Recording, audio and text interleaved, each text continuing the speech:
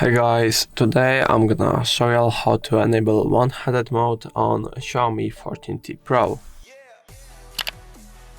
Firstly, go into settings. Now scroll a bit down and go into additional settings. Now go into one-handed mode.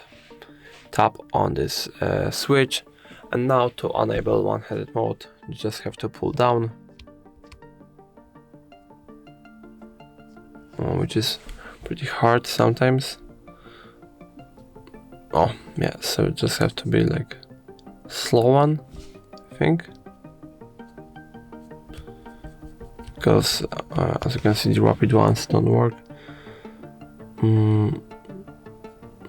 Oh, come on.